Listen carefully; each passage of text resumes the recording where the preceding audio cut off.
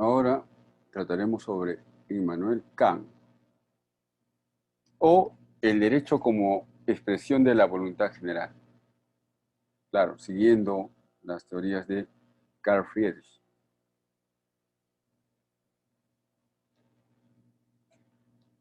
Kant, 1724-1804.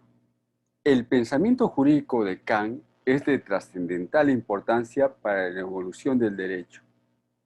Cito: entre Aristóteles y nosotros se encuentra el pensamiento de Kant, explica Fernando de Traseñís. Este pensamiento kantiano dejó una fuerte influencia en el derecho. Kant fue un filósofo profesional, hijo de un guarnicionero, y su ambición era más bien la de un apacible sujeto dedicado a sus libros y a la maestría. ¿Qué piensa Kant? Él cree que tanto la razón y las percepciones, los sentidos, tienen validez, pero también equivocaciones. Kant cree que todos tenemos la capacidad de razonar, razón práctica, que en cada momento nos dirá lo que está bien y lo que está mal. De ahí que la capacidad de distinguir el bien del mal sean para él algo innato. Y nos propone que siempre debemos actuar del modo que al mismo tiempo desees que la regla según la cual actúas pueda convertirse en una ley general. Kant escribe varias obras que se inician con la palabra crítica, de la razón pura, de la razón práctica, del juicio. Se entiende que todo el pensamiento anterior partía de ideas absolutas y postula que hay que dudar hasta de los fundamentos de lo cognoscitivo. En sus obras trata sobre la verdad, el bien ético y la belleza. Parece advertir que las ciencias avanzan descubriendo su ritmo. Es por este método que pretende descubrir el pensar jurídico. Su teoría sobre el bien y el mal se deciden por imperativos categóricos. Cito: Kant diseñó una ética formal o formalista. Eso significa que no daba recetas, no decía qué es bueno hacer y qué es malo. No aseguraba que hallaríamos un bien ulterior si obráramos de acuerdo con el deber. Lo bueno y lo malo se deciden según la ética kantiana por la regla que llamó el imperativo categórico. Categórico significa incondicionado. El imperativo condicionado es hipotético. Cierro cita. Y continúo. Este pensador piensa que lo categórico es hacer las cosas, no por sentido de conveniencia o condición. Y yo te hago este favor a cambio de. El imperativo categórico supo hacer las cosas sin ninguna condición, por el simple placer que te produce hacer algo. El imperativo condicionado se expresa según terminología por su condición, o por la condición, o por condición. Cierro cita. Para Kant, las consecuencias no tienen que representar al acto querido. Lo importante es la intención, no el resultado. El bien no está en los hechos a posteriori, sino en la voluntad. El bien está en la voluntad, responderá Kant. Cito: si la voluntad se somete puramente al imperativo categórico, aunque luego la acción le salga mal, sigue siendo ética. Lo ético es, pues, independiente de las consecuencias y de las condiciones exteriores. En este orden de cosas, el Estado no puede limitar su función a la protección de la libertad de los individuos, sino que tiene que realizar el bien común. Esta sería su principal función. Sin embargo, el sistema kantiano no realiza una operación integral respecto de ciertos elementos culturales y costumbristas de la sociedad. Hay entonces observaciones al pensamiento kantiano. Por ejemplo, para Alres, el sistema kantiano es demasiado abstracto en su generalidad y descuida los elementos que están en la cultura y en las costumbres de un pueblo. El rol del Estado no puede limitarse a proteger la libertad de los ciudadanos, sino que tiene que realizar el bien. Cierro cita. Por otro lado, José Silva Santiesteban, expositor de la línea liberal, admira a Kant y considera que su doctrina ejerció la más benéfica influencia en las reformas sociales del último siglo y del presente, y puede considerarse como la madre del liberalismo. Cierro cita. Sin embargo, Silva Santiesteban no se deja enceguecer por su admiración a Kant y observa que las grandes aberraciones del liberalismo se deben también a Kant. Volviendo al tema jurídico, diremos que el pensamiento positivista jurídico tiene en este autor uno de sus influyentes. Cita: Kant representa una puerta al acceso al positivismo jurídico. Sin embargo, Kant constituye también una de sus puertas de salida. Cierro cita. En el orden del derecho civil, la familia, mejor dicho, la idea de la familia, se afirma en este pensador, siendo así que más allá de eso, Kant es un miembro prominente de la familia. Sus planteamientos serán utilizados por sus continuadores para estructurar una versión muy inteligente del liberalismo. Pero su posición, así como la de su inspirador político Rousseau, es muy difícil.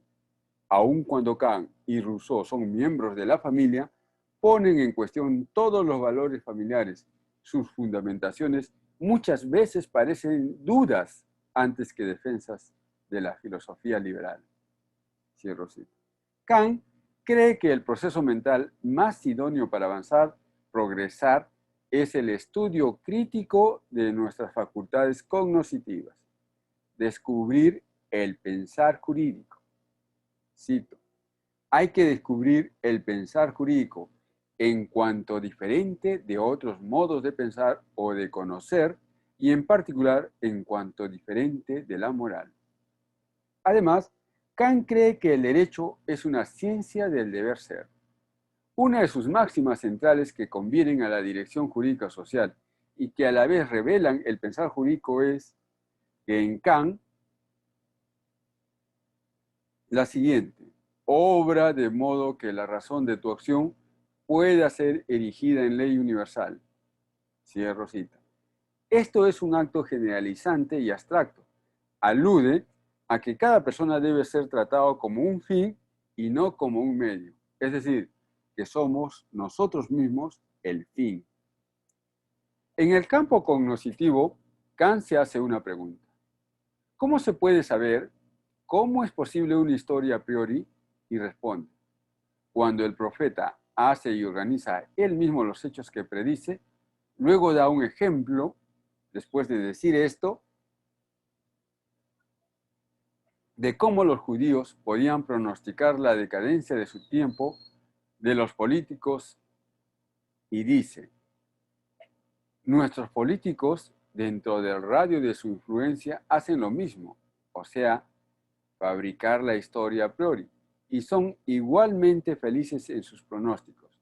Dicen que hay que tomar a los hombres tal como son y no como los ignorantes, presuntuosos o los soñadores bien intencionados que imaginarían que deberían ser. Pero en lugar de cómo son, más bien debería decirse lo que hemos hecho de ellos por medio de una idea injusta, de coacción, de perfidias, maquinaciones sugeridas al gobierno. Cierro cita. En otro párrafo alude al problema del bien y del mal en el hombre, ¿no?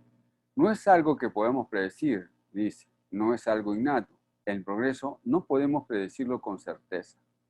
Cito: si se pudiera atribuir al hombre una voluntad innata e invariablemente buena, aunque limitada, podría predecir con certeza este progreso de su especie hacia lo mejor, pues este progreso se referiría a una circunstancia que él mismo puede producir.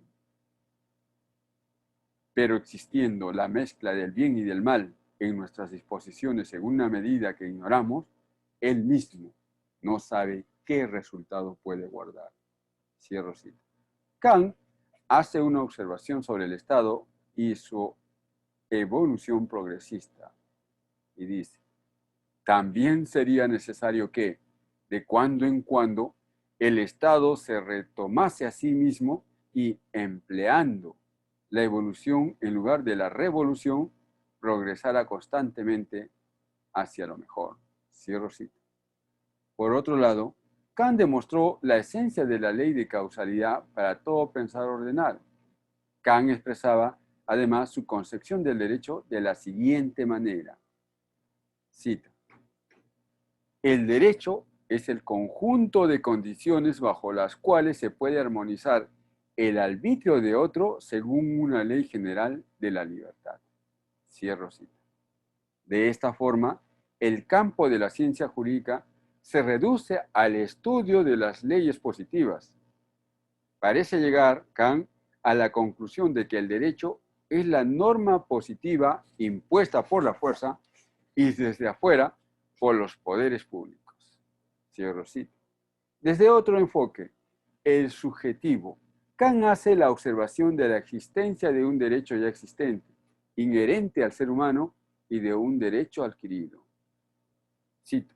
Desde el punto de vista subjetivo, es decir, considerando el derecho como facultad moral de obligar a los demás, Kant distingue asimismo el derecho innato, que cada uno tiene de la naturaleza y que se resume en la libertad, y el derecho adquirido, que resulta de un acto jurídico. Kant hace por último una conceptualización del derecho que lo define desde el derecho natural y escribe que, cita, el derecho, y por él hay que entender el derecho natural, es una acomodación racional de la libertad del sujeto con la de los demás. Kant lo define como el conjunto de condiciones por las cuales el libre arbitrio de uno puede acordarse con el del otro según una ley general de la libertad. Eso dice Kant. Pero además, la coacción como elemento característico del derecho es puesto en relevancia por Kant. Kant ha puesto igualmente de relieve el elemento coacción que caracteriza el derecho. Hay también en Kant un trascendental concepto, el de la libertad. Esta libertad que hace al hombre un fin en sí mismo. Cita, la importancia que reconoce Kant al elemento de libertad y su idea de que el hombre es un fin en sí, le dan una cierta orientación. El hombre, como un fin en sí, es ya un elemento constitutivo de la modernidad. El hombre es tomado como centro y no como complemento. La posición es de dentro para afuera y la exaltación del hombre como creador de toda concepción jurídica esboza una de las bases de la modernidad. En relación a la distinción que existe del derecho natural del derecho positivo, Kant expresa que son naturales las reglas que la razón reconoce a priori, aún en ausencia de toda legislación exterior. Son positivas las que emanan de un legislador. Tomando como referencia a Villoro, este nos explica que Kant habría podido tomar dos caminos, el de la crítica de la razón pura. Kant podía construir su concepto del derecho sobre el camino trazado en la crítica de la razón pura. Para ello debía considerar al derecho como un hecho perteneciente al reino del ser, un hecho que hay que explicar de acuerdo con los esquemas a priori del pensar jurídico. Es el camino del formalismo lógico que tiene por meta la distinción del pensar jurídico de todo otro modo de pensar, diría, escribiría, explicaría Villoro. Pero también podía seguirse el camino que se proponía por la crítica de la razón práctica que, cito, consistiría en ver en el derecho solo un deber ser. No solo se trataba de distinguir entre el pensar jurídico y otros tipos de pensar, sino de comprobar esa diferencia en la diversidad de los postulados del deber ser. Cierro cita. Parece ser que Kant no logró consolidar su pretensión, puesto que se muestra vacilante e inseguro. Kant quería salvar la libertad del hombre de las guerras del Estado. Esto fue a consecuencia de Rousseau, que hizo cambiar la hegemonía del concepto de la inteligencia al de la libertad. Fue por Rousseau que Kant empieza a creer como prioridades elevadas a la libertad y a la moralidad, y su concepto del derecho se orienta hacia aquellas valoraciones, con la clara distancia que deja entre moral y derecho. Cita: en defensa de la libertad, Kant se esfuerza en convencernos que el derecho es una especie de la ética en sentido amplio, que pertenece al reino del deber ser y que es formulado a priori por la razón práctica. De allí el principio general o ley universal del derecho, que Kant resume así, abro comillas: obra exteriormente de modo que el libre uso de tu arbitrio pueda conciliarse con la libertad de todos según una ley universal. Pero, además, haciendo una distinción entre el pensar jurídico y el pensar ético, se llegaría a que el derecho, además de ser externo, está unido a una facultad de coacción, de suerte que el derecho estricto puede ser representado también como la posibilidad de una coacción recíproca, general, coincidente con la libertad de todos según leyes universales. No obstante, hay que mencionar que hay en Kant una consideración del derecho natural como orientador del derecho positivo y que el legislador puede usar de la razón para llegar al descubrimiento de un derecho justo. Por lo concerniente a la distinción y distancia que hace Kant del derecho y la moral, estos son los criterios que usa para tal distinción según Villori. 1. El derecho pertenece al reino del ser. El derecho se ocupa solo del mundo físico, esto es, el efecto extrínseco del obrar. En cambio, la moral pertenece al deber ser. 2. El derecho es externo, en tanto que la moral es interna. 3. El derecho se reduce al derecho positivo. 4. El derecho es heterónomo, por oposición a la moral, que es autónoma. 5. El derecho, a diferencia de la moral, es esencialmente coercitivo. Esta intención de diferenciar el derecho de la moral es trascendental en la filosofía kantiana, puesto que influye determinantemente en la concepción del derecho posterior. Otro esfuerzo fallido en Kant es el querer construir y fundar el derecho sobre la conciencia del hombre. La teoría de Kant tiene, sin embargo, algunas críticas.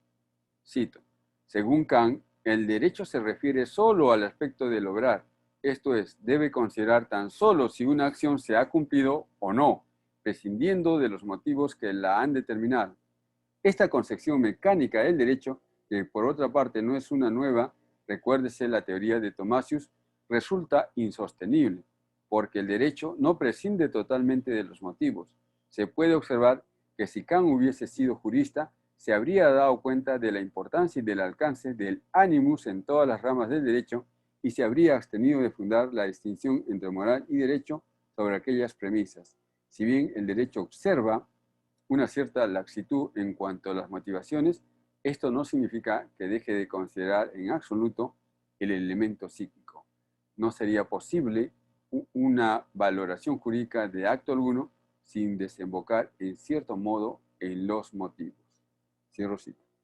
Por último, siguiendo aún a Villoro, expondremos el hecho de que Kant fue decisivo en la nueva concepción que se tendría sobre el derecho y el sentido que se direccionaba para configurarlo, como por ejemplo la distinción entre moral y derecho, el principio de la libertad como eje del planteamiento jurídico, la formulación de la razón para conseguir llegar a cierta justicia, etc. El liberalismo del siglo XIX se alimenta de ideas kantianas: separación de moral y derecho, primacía del individuo acompañada del desconocimiento del bien común, culto racionalista de las leyes. Fin de la cita. Immanuel Kant nació en Königsberg en 1724 y murió en la misma ciudad en 1804, después de haber pasado en ella toda su larga vida. Manuel Kant fue siempre un sedentario y no salió nunca de los límites de la Prusia Oriental y apenas de Königsberg. Era de familia modesta, hijo de un guarnicionero Criado en un ambiente de honrada artesanía y de profunda religiosidad pietista, estudió en la universidad de su ciudad natal, ejerció la enseñanza privada y luego participó en las tareas universitarias. Pero solo en 1770 fue nombrado profesor ordinario de lógica y metafísica. Hasta 1797 permaneció en su cátedra, que abandonó por su vejez y debilidad 7 años antes de morir. Kant fue siempre de salud muy delicada y a pesar de ello tuvo una vida de 80 años de extraordinario esfuerzo. Era puntual, metódico, tranquilo y extremadamente bondadoso. Su vida entera fue una callada pasión por la verdad. Escribía al respecto Marías Julián en su libro Historia de la Filosofía. Bien, lo dejaríamos por ahí, aunque habría o hay mucho más que decir.